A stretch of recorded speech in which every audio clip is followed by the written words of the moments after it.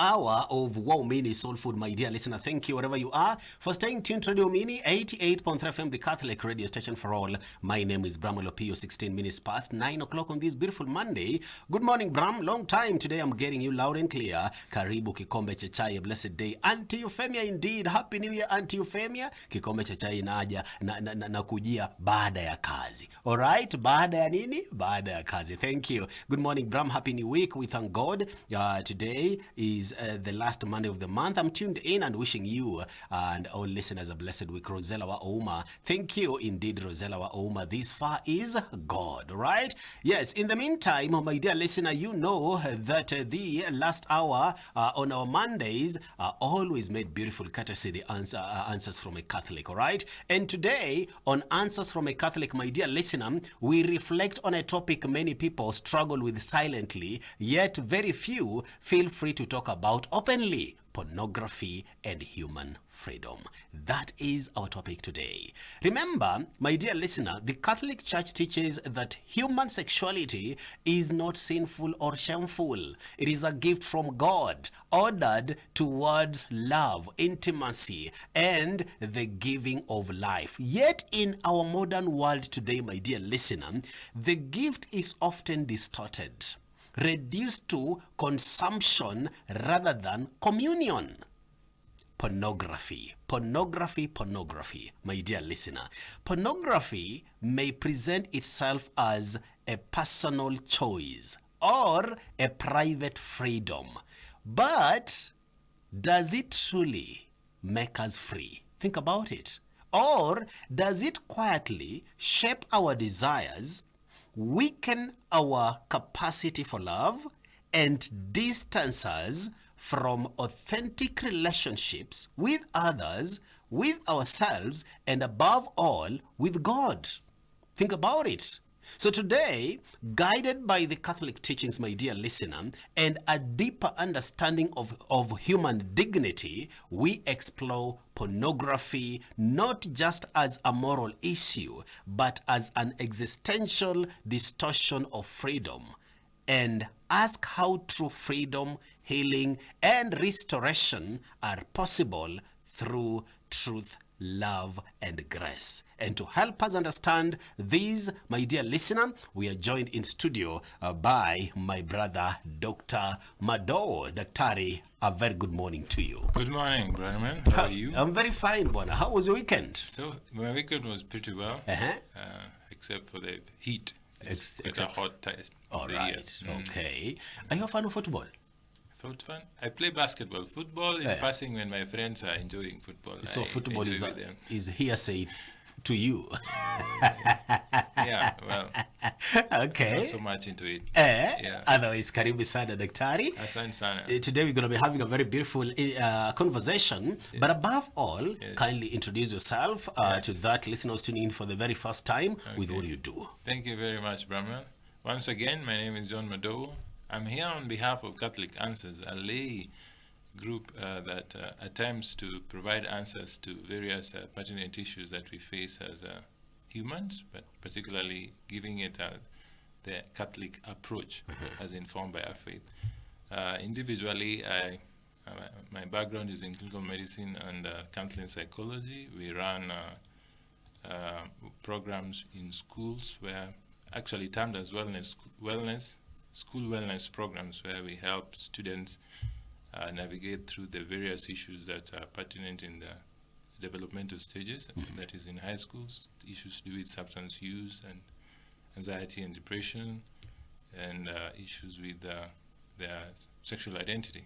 And so you can reach us on 0710 300 114 in any case you are interested in all this. Yes. So karibu sana daktari, and today we are talking about a topic that most people are struggling with, but yet struggle to talk about openly. Yes, the indeed. Issue of pornography. Yeah. Now we are talking about the issue of human sexuality here, daktari. Help me understand. Yes. How does the Catholic Church understand human sexuality as part of God's design for love, intimacy, and life? Very well. You capture in your question 3 aspects that are pretty important. And this particular faculty, actually, I think in the church teaching is called it's encompassed in the word, the faculty of fecundity, the fertility bit of it. Following us, it's a gift that humanity has been granted by God, and that is human sexuality. And primarily it is for the continuity of the human race. As such, and to it is attached pleasure. This is actually the teaching by St. Paul, the Pope. Okay, there is an encyclical called Humane Vitae, and I forget the precise name of the Pope. Paul VI, I think. I think so. So he speaks of human sexuality as a gift of God to man for the continuity of the human race, to which is attached pleasure. As such, by itself, it is not evil. Okay? And it's not anything to be frowned upon or to be shunned.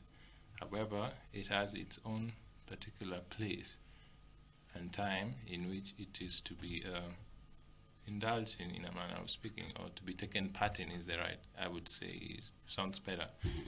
And that is in matrimony.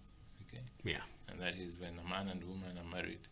And then it is within their purview, in a manner of speaking, I would say, to take part in this. Okay? As such, it's not evil. Okay? It's not, they don't exploit each other, but rather live up to what is actually expected of them. Okay? Because you find that the church teaches that sex is to be reserved for the marriage, for the marriage bed, right? Primarily, it's also for communion and not exploitation. Yeah. Okay, it's because it draws couples together, and also there is room for begetting of children, which is a function of families or of marriage to continue the human race. So when a man and woman are married, the hope is that they get children and continue the race, or the human race. And that children are better taken care of where? In a place where there is a father and mama. Yeah. And that is in marriage. And without that, you find it gives room to a lot of issues, again, that humanity faces that need a lot of remedies. But to go back to your question, it's a gift of God to humanity for the continuity of human race, and which is attached pleasure. It's as a consequence of the pleasure bit that you find its abuse or loss of freedom, that part of what we are going to continue talking about this morning. Okay. Yeah. And talking about freedom, Daktari, according to the teachings of the Catholic Church, what is freedom meant for, especially when it comes to our desires and choices? Okay, so, all right. So what is freedom meant for? Well, really, there are many ways of answering that question. But primarily, God creates us free in order to love Him and to know Him, as we read in the Baltimore's, as a Catechism of the Catholic Church teaches us to love Him and to know Him and to serve Him and to come to live with Him forever. We could say that is one aspect of freedom, or rather as to why we are created free. Yeah. And it's also a capacity, it's also, you've asked in the Catholic sense, but it also helps us choose an authentic existence as well. Okay. So really, if we are to live freedom, we are to live it in the service of truth. Okay. And truth is really, someone might ask, now what is the truth? Now, as Christians, God is the source of it, and in the service of what He commands us to do, then we will be truly free. Okay. Anything besides it will be a form of slavery, and that will diminish our actual personality and even character. Existentially, it's also a power that becomes the power by which a human person becomes an author of himself. Okay, so that again, if and when we recognize the truth or whatever it is that the Lord or God might want of us, then in free cooperation with His will, we actually work towards becoming that which He would want us to become. Okay. As such, we could be talked of being authors of our. Partly, in Christian faith, we say it's not exclusively, we are not the exclusive authors of our lives, but we, in cooperation with God's grace, we take part in shaping what we become. All right? And shaping what we become depend on the kind of choices that we make. Indeed. Right? Yes. So you cannot define or you cannot have claim to have freedom minus the ability to choose.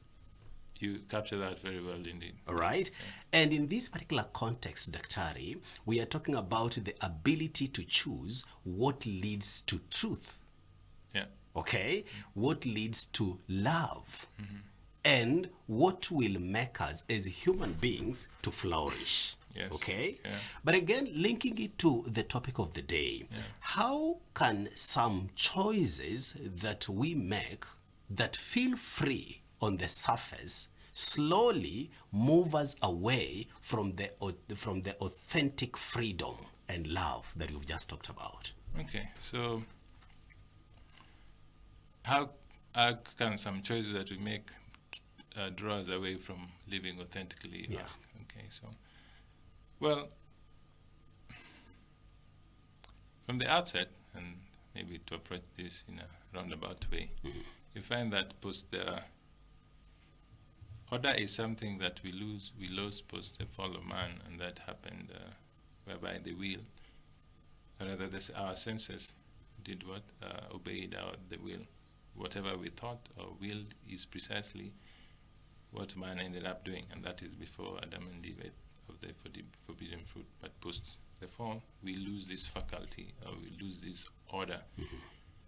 As a consequence, we find that the man's life moving forward is quite, one would say, encumbered, or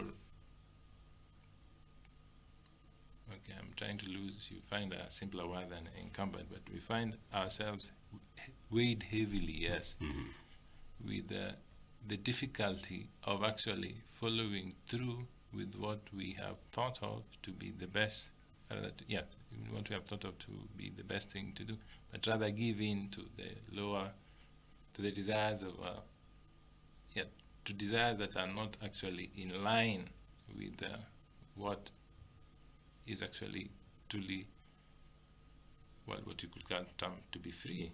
Okay. As such, then, okay, now I lose your question. Sorry, could you please repeat to me what you asked? How can some of the choices that feel free on the surface slowly move us away from authentic freedom and love? Okay. Yeah. As you're thinking about it, Daktari, I want us to take a very, very short commercial break. Yes. We will come back as we dive deeper into pornography as a topic of discussion this morning. Okay. All right, my dear listener, don't go too far. If you have a question, 0712 22 3385 or on Facebook page, Radio Mini 88.3 FM. Wow. This is Radio Wow Mini 88.3 FM.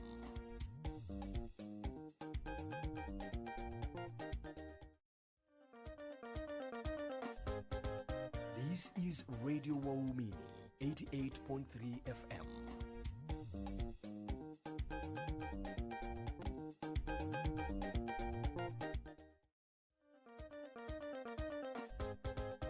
This is Radio Wow Mini 88.3 FM.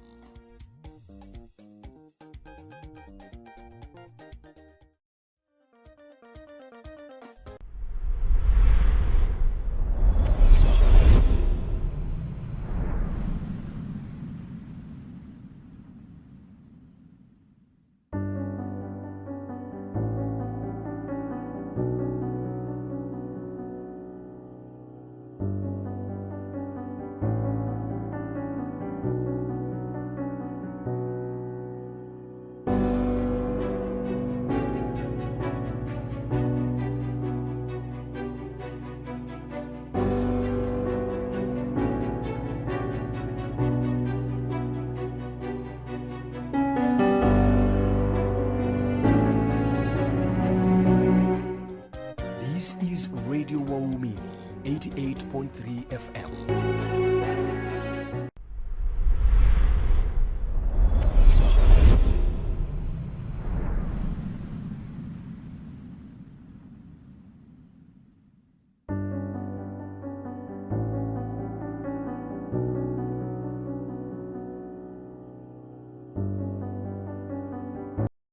Listener for staying tuned to Radio Mini 88.3 FM, the Catholic radio station for all.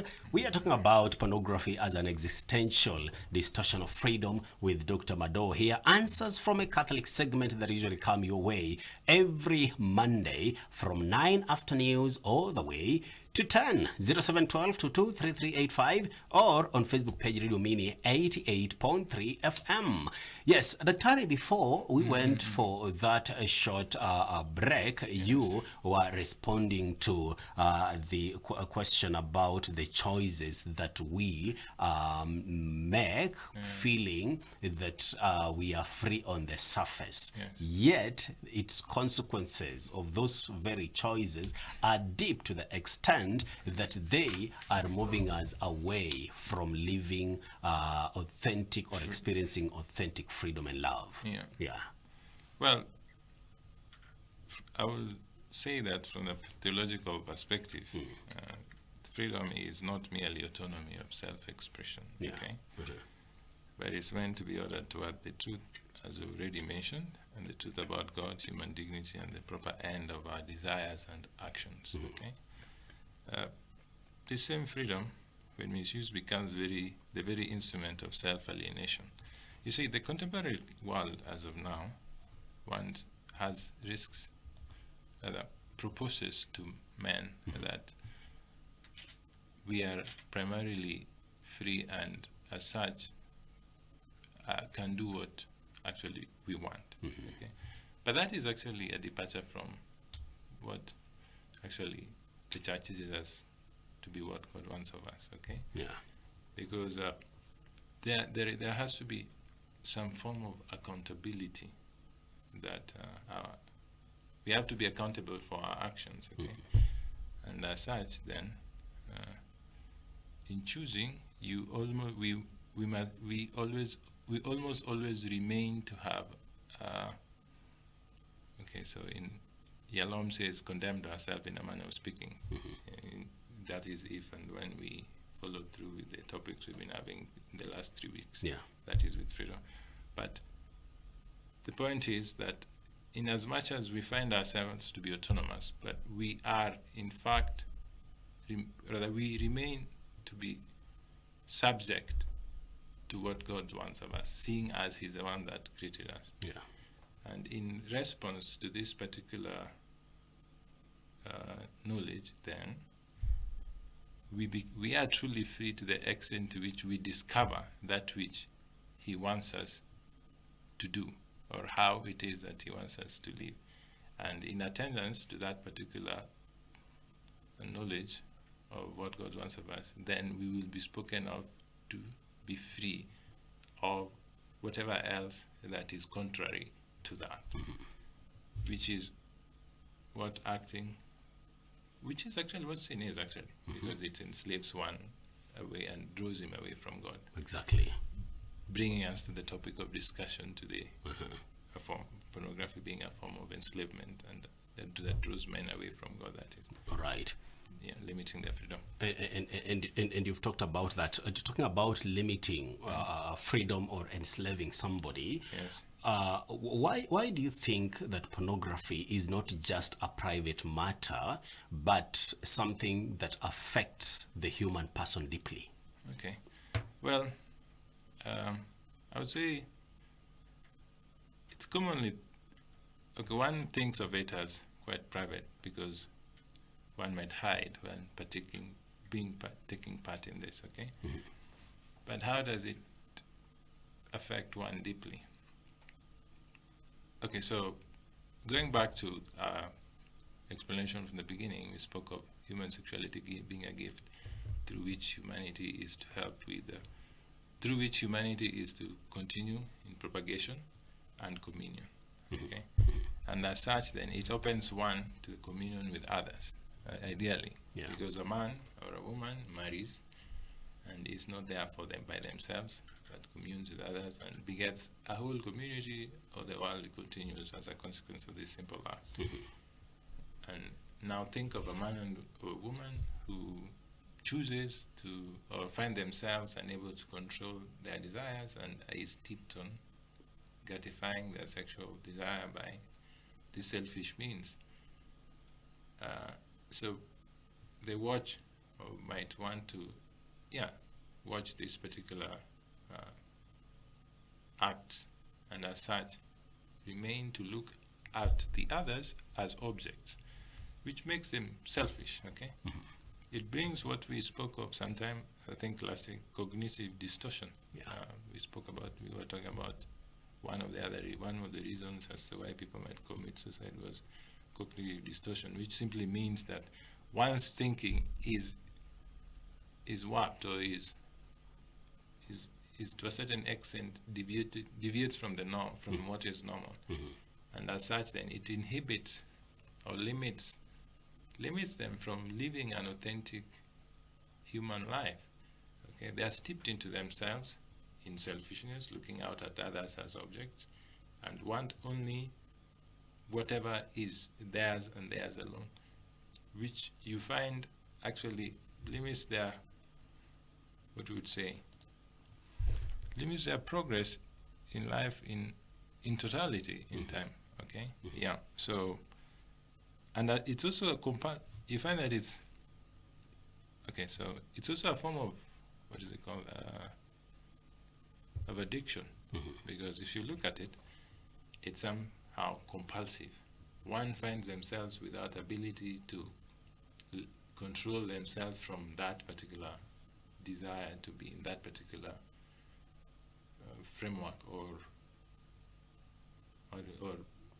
place to consume this form of distorted means of entertainment. Okay, so compulsively they seek gratification of these desires, limiting their contact with other humans, which is actually opposed to what actually God wants of all of us as humans. We want to be friends with people in the right sense of way, and form a society that actually is for the benefit of all, and not only for for the exploitation of each other.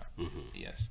You've in your explanation, there are two statements that you've actually used, and they have caught my attention. Yes. Cognitive distortion, and also limiting our contact with others as it should be. So how then does pornography change the way a person views others?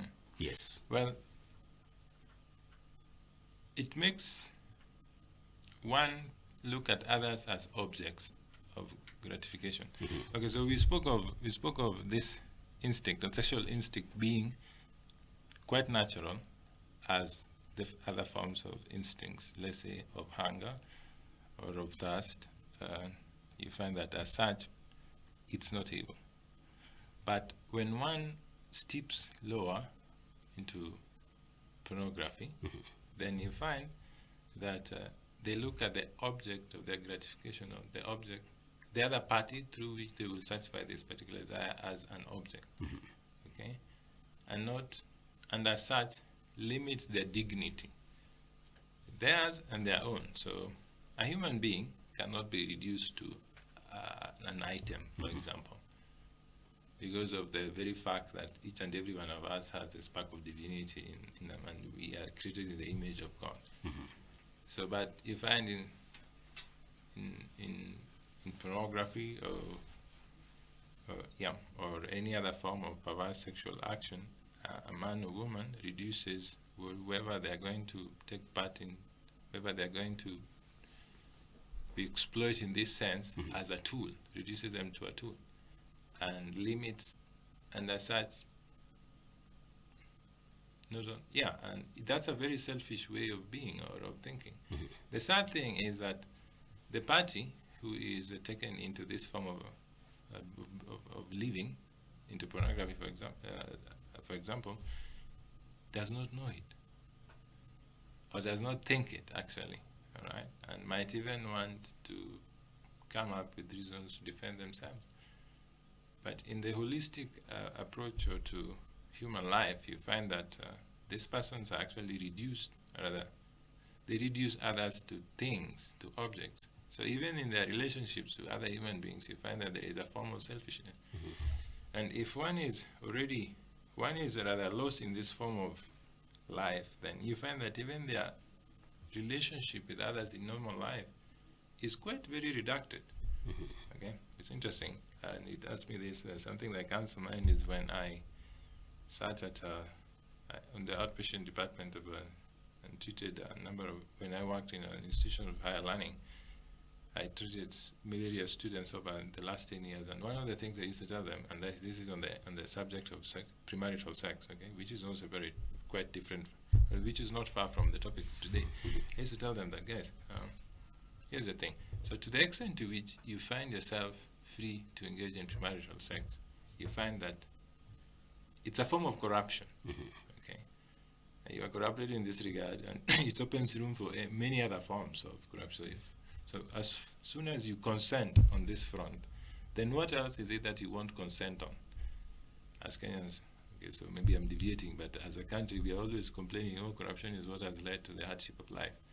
But it's not anything to do with anyone out there. It begins with the individual who sits before a mirror or is standing before a mirror. Okay, so at what point is it that you have individually consented to the things you must not? The topic of discussion today is on pornography, attaching to premarital sex to a certain extent, which to the extent to which one gives in to either, then one admits to a form of corruption that opens room for various forms of corruption, where we would cheat. Okay, we are talking about schools at some point, where cheating in exams is a form of corruption, for example, or cheating your friend in business is a form of corruption. So you find that consenting in the least form in these particular issues opens room for the perversion of the whole individual. Okay, so it's an abuse of freedom.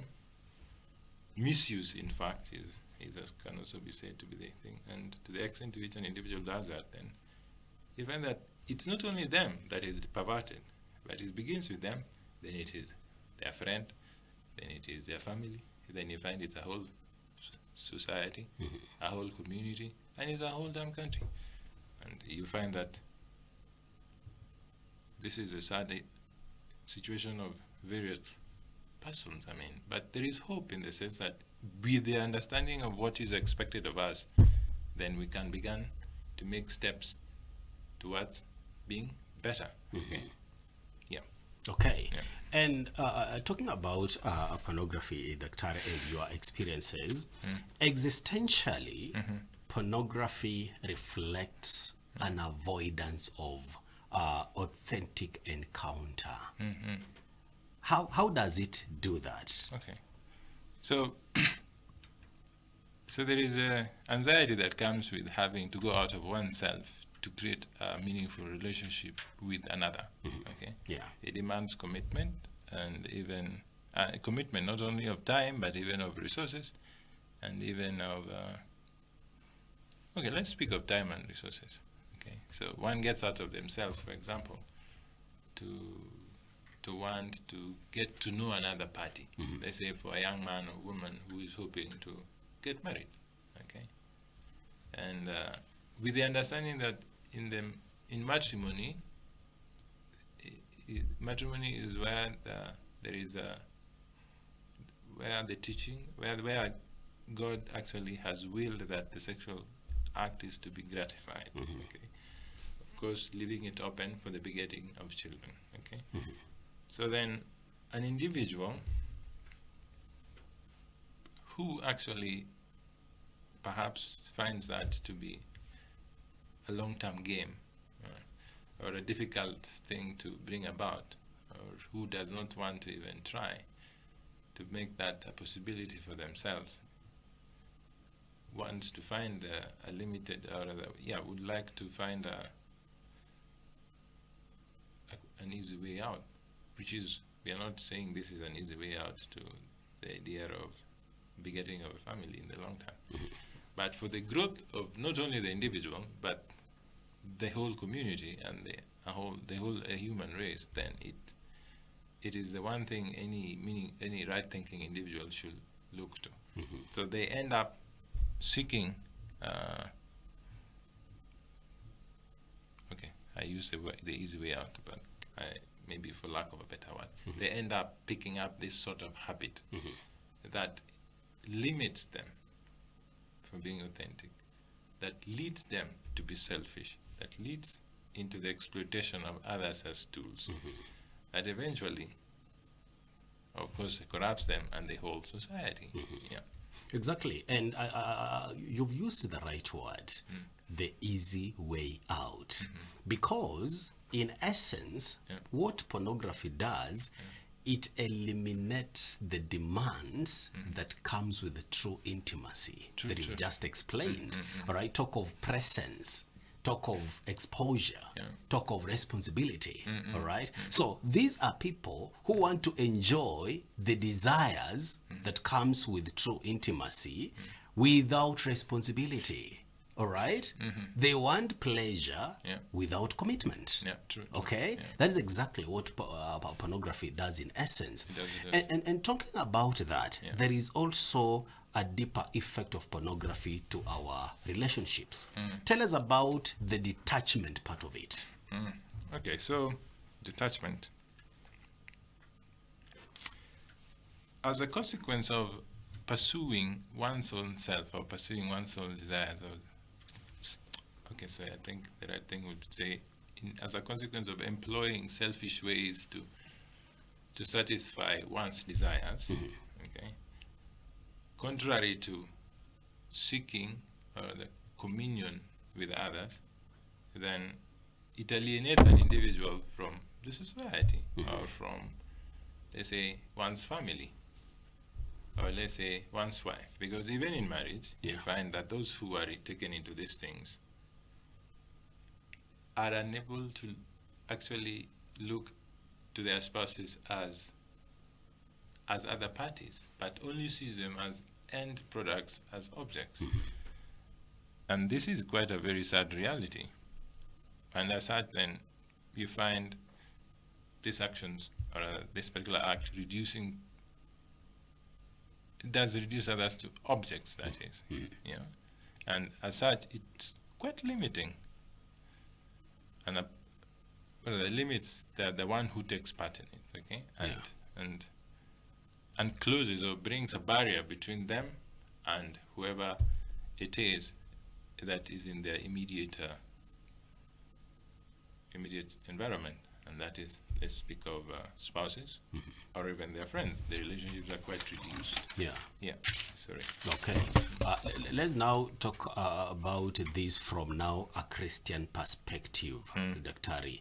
This particular distortion that you're talking about here, the cognitive distortion that you've actually explained earlier on, is very grave to us Christians in relation to the element of freedom that you explained. So help us understand the gravity of pornography from a Christian perspective. Okay. Well, it's grave in the sense that freedom is given precisely so that love may be real. Okay. And humanity is created free so that communion may be chosen over and not imposed. Okay. Pornography substitutes communion with consumption, and it trains the heart to seek gratification rather than a gift, control rather than encounter, that is, and use rather than love. And that in doing so, it quite undermines the very faculty by which the person is meant to love God and neighbor. So it's the aspect of freedom that we had already spoken about earlier. It's the faculty that God chooses to create man with in order to love him authentically. I mean, to think of, and that is to create the grounds for communion. So he leaves us free to make a choice to love him. And how are we said to love God as Christians? We are said to love God as Christians if and when we do what he wills for us. Okay? Knowledge of what he wills and acting, living up to it, translates to love, okay? Which I think is partly why he speaks of you love me by their deeds you will know them. I think there is something our Lord speaks of. Exactly. In that regard. Yeah. So in acting in accordance with His will, then we express love.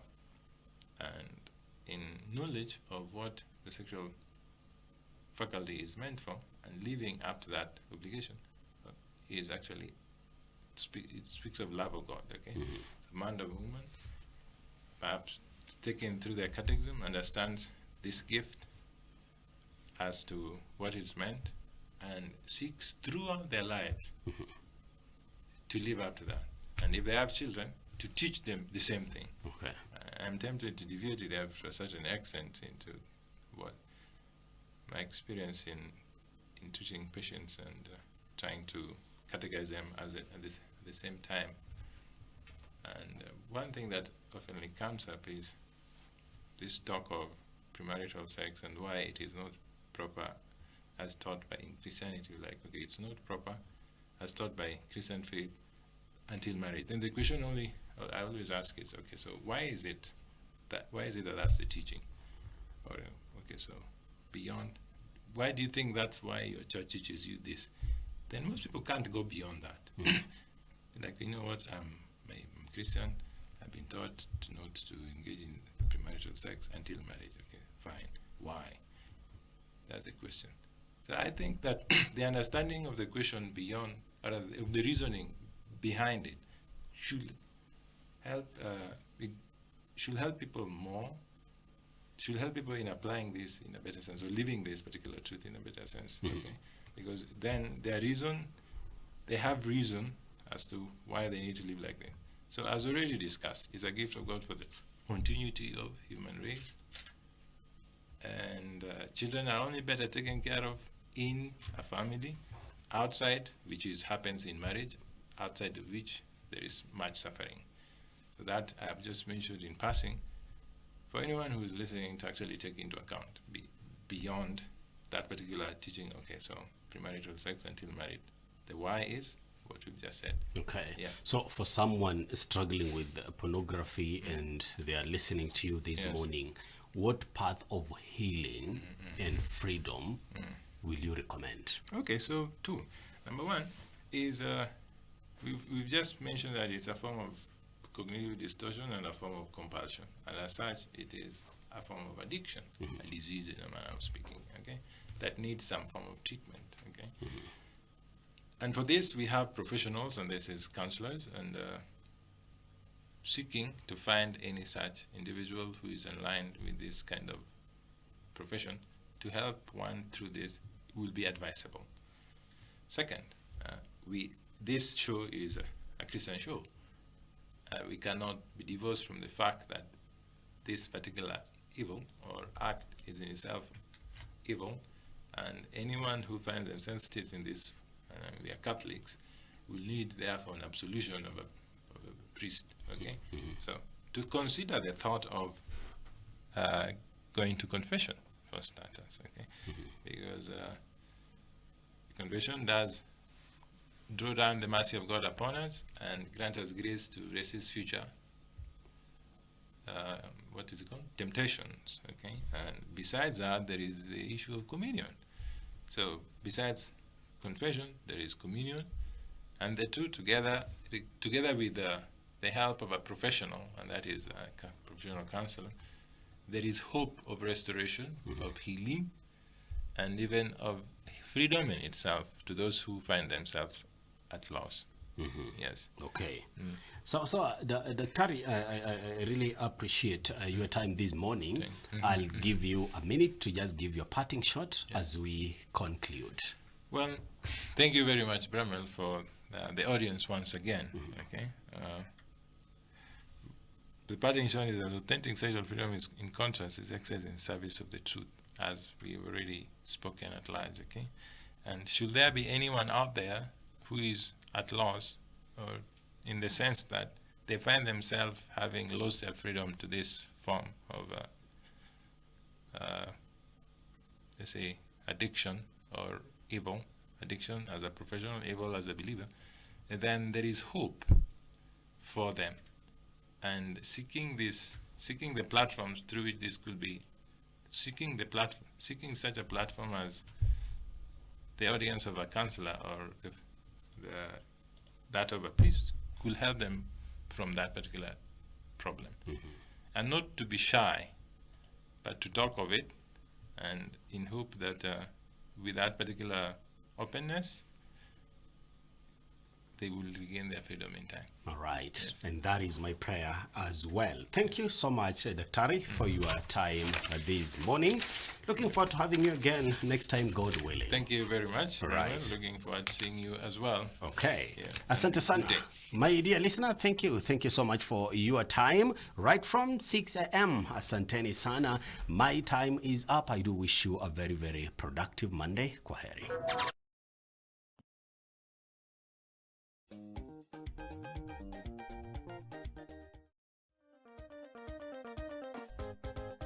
This is Radio Waumini 88.3 FM.